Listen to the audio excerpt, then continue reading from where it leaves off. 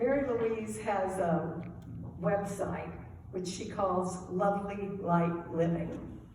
And I think that pretty much sums up our Mary Louise. She's lovely, she's light, and boy does she enjoy living. So let's welcome Mary Louise as she discusses You Are Not Alone.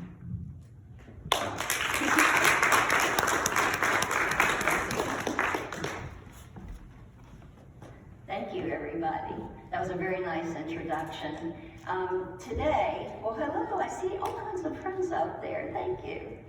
Let's just do a little meditation to start out. I would like for you to take your hand right here and go over your eye and around your eye, back up. So we're just waking up our eyes a little bit. It's excellent for your eyes. And you know, the DNA is a figure eight. So let's do a figure eight. Just raise up, bring your arms down. So I teach a moving meditation. Swing a little bit down here and come on back up. Good job, everybody. All right, my lesson today is that you are never alone. I learned this as a very small child. My grandmother shared with me a Bible verse. Every time I had these little diaries, and every time I asked my grandma to write in a diary, she would always write this certain Bible verse. And the Bible verse was, "Trust in the Lord with all thine heart, and lean not into thy own understanding. In all thy ways acknowledge him, and he will direct your path." Now that's how they talked a long time ago in that culture. But I learned later from the New Testament that Jesus said you could even call God Daddy. Abba is how they called him. Abba was the word back then. So you could call God Daddy. You could have a personal relationship with God. And you can have friendly names for God. And so my name that I've learned to call God is divine love. So I would translate that Bible verse into, trust in the Lord with all thy heart. No, trust in divine love with all thine heart, and lean not unto your own understanding, that in all your ways acknowledge love, and love will direct your path. So I have a little game for you to play today, but I would like for you to, I will explain the reason why we're doing this a little later. I made you some artwork. Okay, this is a square, and it's on a grid. We've got 9 dots, and your job, you can go ahead and get a little piece of paper.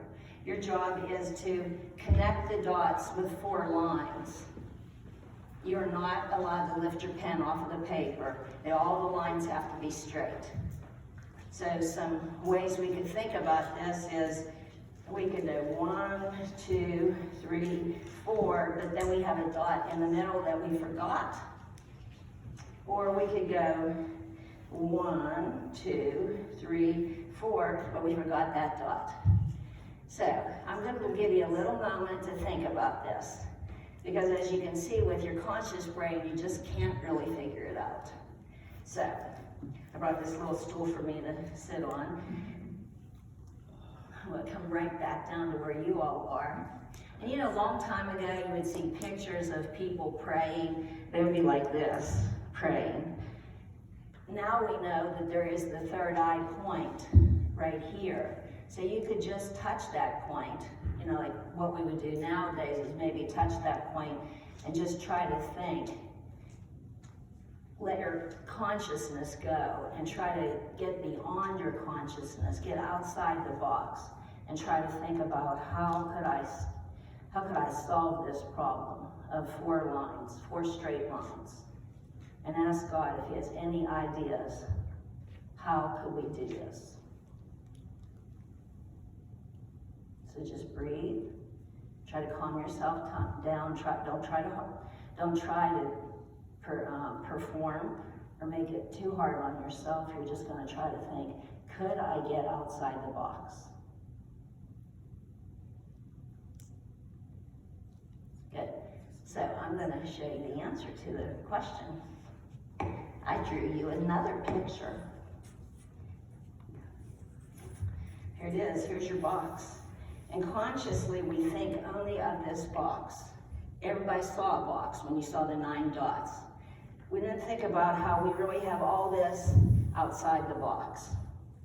So, in order to solve the problem, you start outside the box, go through these 3, go straight through this one, but go past this one outside the box, go back up outside the box, and back down. So now we have done 4 straight lines, and the way we solved it was going outside the box. So this is a picture of our life. Inside the box is our conscious area, the things that we're aware of. And that's what you all saw. But outside the box, we belong here too. So all of those friends that you thought sometimes you felt like you were alone because you're only thinking about this box. You're trying too hard to try to make just this box be your life when we can go outside the box. There's actually a verse about this in the Bible. It's in Hebrews 12. It says that we're all, I'm going to lay this here so you can study a little bit. We are all running a race in life. And the idea is that we love another person and we hand them a baton so they can take our love and run with it. Now that could be your children, that could be friends, people that are taking your love and running the race. And it says that we have a great crowd of witnesses watching all this. Well, where is that cloud of witnesses? It's outside the box. We're not really aware of where those witnesses are, but they are there. They're in our subconscious, our unconscious, where God dwells. So out there, say if you had a friend that moved away, do you still have their love? Yes, you're not seeing them. You might have a memory of something you did before, but it's their love that stays with you.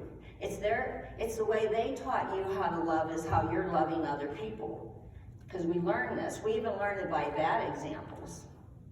So this whole idea of getting out of the box is what I wanted to share with you today. That there's all kinds. There's a whole witness. There's people who've gone before us, have died, have come back, people who live far away. We never ever have to be alone. The only time we're alone is if we only stay in our conscious box. So isn't that a pretty cool idea? So some friend moves away, they're right here. They are just as close. We might not be able to see them, but right beyond the veil is where they are. So whenever after I got a divorce, I had never gone to counseling in my life. It was considered only like for weak people. Well, I was definitely very weak. I needed a lot of help. And it's not for weak people, by the way. The best of people go to counseling. It's the most wonderful thing. They don't tell you what to do. They just give you tools of what things you could think about outside the box. So my counselor was Will Messer, and I went to Kanawha Pastoral here in Charleston. And he showed me this diagram. You like that one? Okay, this is a picture of a conveyor belt going up. And then that's my brain. And he said to me that every day we have events in our life. And they go up a conveyor belt and they dump into our brain every single night. And then at nighttime, our subconscious and unconscious take all these little rocks or little events, and it separates it into long-term memory, short-term memory, oh, trash, get rid of it. Sort of like what our body does when we eat food. Some of it, you have vitamins and fiber and all that, and some of it goes to your blood or makes tissue. There's a lot of it that we just excrete out the bottom because we don't need it anymore. Well, that's what our brain does at nighttime while we are sleeping. And so his advice to me was, get your sleep, Mary Louise. It is very, very important that you sleep. And so he said that my divorce was like a very big rock. And it went down into my head, and I was going to have to give it time. It's not like a little rock that he could just say, oh, okay, we'll take this and put it there, put that. It needed time to do that. So the subconscious and the unconscious is really where we understand God. We don't really, even here in church, we know that God is here, we know he lives in us, but consciously it's difficult to really know God. Unconsciously, subconsciously, He's there. And so when you sleep, your consciousness and your subconsciousness marry. They become one. We don't know what's going on, but we know that what needs to go on is going on. So if you happen to be going through a difficult time, maybe it is you feel really, really alone because some big rock happened, somebody moved away, or you got divorced, or something happened. Let it drop into your mind, let your subconscious. We do not work on this. This is not something we do. All we do is make sure we get our sleep. And so at nighttime you can just say, I'm so glad I have a subconscious and unconscious, and they're gonna take care of whatever happened today. I don't have to work hard on it. This is not my job. This is their job. And then the other thing is, if you've ever had a big rock drop in, we're not supposed to go back and go look at it again. Like for instance, if you ate food and it nourishes your body, you wouldn't go look at what the results were that you didn't need anymore, right? You just wouldn't go doing that. But often on what we do is we have some bad experience that we judge as bad, but I'm sure that a lot of you have noticed that all the bad stuff ended up being something very, very positive, because your subconscious and unconscious, God working with those things made it happen that way. But we're not supposed to be going and trying to put the rock back together again so you can feel all those bad feelings all over again. We're supposed to say, it's gone where it's supposed to go, and keep pressing forward. It's behind us now. That rock fell in. We don't have to worry about it anymore. When we're worrying about it, we're back into the conscious box, trying to fix stuff. And we need to get outside the box so that you can figure out the problems in life that are beyond what the box is. So I teach yoga. That's the reason I'm up here in my bare feet. I want you to all see my scar. It's all healed up. Remember, I broke my foot? Well, what I did with that broken foot, that was an accident. That seemed like something bad. I started a YouTube channel, and I put all my healing, whatever I was doing to heal my foot, so that I might be able to help somebody else that might have a broken foot. So if you would break something, you go look it up, all the different things that I did. The YouTube channel was Mary Louise, all one word, King, Lovely Light Living. There's a lot of other things on there too, but the way I healed my foot in general was I just loved it. That was my job.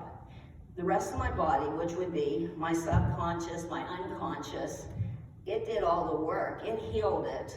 I just loved it. And if I felt like it needed something, I would do that for it.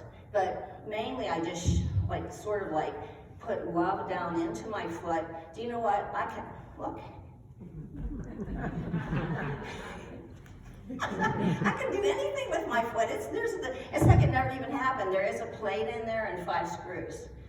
So I teach yoga, and I wanted to show you, a lot of people many people really out there, maybe not this group, are afraid of yoga. They think it's a religion, and so they won't do it because they think it might be something bad for them. But yoga is just movement, and movement and socialization are the 2 things that were going to keep us baby boomers out of the nursing home. So if you don't, like how I had you move, doing this with your eye and going down, back up, that is all really, really, really good for you, because we need to move our bodies. And that's what yoga does. Now you can put any thoughts behind the movement that you want, like if you were doing a labyrinth, and you know how it changes your directions all the time, you could think, wow, I've had that in my life before. Thought I was going this way, but I ended up going that way in order to get there, right? That's what a labyrinth's all about. And actually right now, there is 2 labyrinths that you can walk in Charleston, one outside at St. Mark's, and the Christ Church United Methodist has theirs open until Easter, which is an indoor one made out of parquet, and you can actually walk that. It's very, very nice. So I'm going to do some yoga poses for you here, and I'm going to show you what they mean to me when I do them. And it has everything to do with not being alone. So if I was going to do Warrior 1, I would turn out this way. I bring my hands to heart center, and I bring them up. And this is an example of kind of looking up in a place that I know nothing that's up there. I see clouds and sunshine, rain comes down from there. Beyond the clouds, I really have no conscious idea what's there. But I'm going to take gifts from that down into my heart. So I bring them down into my heart. Let's just try to think about rain and sunshine, how that makes food that I'm going to eat. It's going to nourish my body. So I become thankful for all those things. And then I turn to the front and I open up and I'm going to look over my left hand, and that is looking sideways. Instead of looking up at God, I'm looking sideways and I'm looking at my fellow man. And I try to think, you know, I've been given good food to eat and I'm grateful for everything that came down from the heavens. How could I use this a benefit, making some kind of, creating a favorable circumstance for somebody else? Now, I've not done anything yet, I'm just looking. Then we drop this hand and we take this hand up and we bring it up like this, and you connect heaven and earth. Still haven't done anything about what I've seen and what I've experienced. Sometimes they take their hand over their head like this for reverse warrior.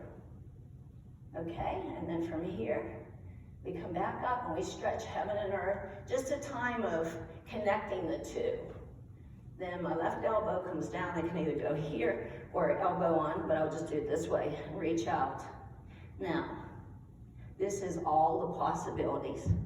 All the possibilities that I can do with my energy that I'm grateful for, and all the different things that I thought that maybe I could do for a favorable thing for somebody else. But right there, that's what I decide on. That becomes my purpose, how I find joy in life. I stay right there and focus. This is called side angle. And then we come back out of it. So after you've done all that, of course, you could go out and serve somebody else, right? Because you've taken it into yourself. You've looked out, trying to figure out, what could I do favorable? I know I've been given love. How can I give love to somebody else? But there's so many ways you could do that. And we're only made really to do what our personality would want to do. So I was wondering if you might want to do some yoga poses with me today. You would need to spread out. Well, you wouldn't have to. You could always put your hand in front of someone's face. But I'm going to have you turn to the left. I'm sorry, turn to the right. Put your hands in heart center. Take a good inhale. Exhale, turn to the right. Inhale. If you can reach your hands up, do. If you can take them above your head and arch your back, that's great. And think of all the blessings that come from heaven into your life. Take a moment, inhale. Exhale, bring your hands into heart center. Inhale. Exhale, turn towards me. Good. Take a good inhale. Exhale, reach out. We're going to look over our right hand. Inhale. Exhale, drop your left. We've looked at our fellow man. Turn your hand up. Inhale. Come on up. And over. Reach down and push up. This is where you're just contemplating everything that has come in to your conscious mind right now. Reach. Inhale. Bring your elbow down to your leg. Extend out your left hand. Inhale. Now here's all your possibilities, all the different possibilities that you could do, and you're going to focus on that one because you know that's what your calling is. Inhale. Exhale, reach. Inhale and drop. And then let's do it on the other side. So turn over towards the left. Your hands in heart center. Inhale. Reach. Good. Inhale here. Exhale, bring it down to heart center. Nurture it in your heart. Inhale. Exhale, turn to the front. Inhale. Exhale, reach. We're going to look over our left hand. Stretch both ways. This is like a infinity. My finger is stretching out that way as far as I can, the other one the other way.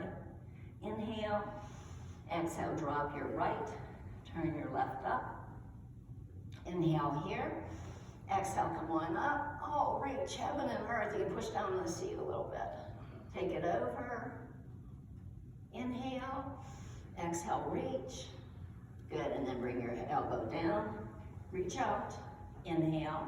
All these different possibilities, but not all of them are for you. Only that one right there is where you're called and your purpose is. Inhale. Exhale, come on back out. Well, thank you so much. I had a great time being here. Bring your hands up and down. Moving meditation. Inhale up and down. One more time up. And bring your hands into heart center. Now we have a sternum bone right here, or where the microphone is. Roll around.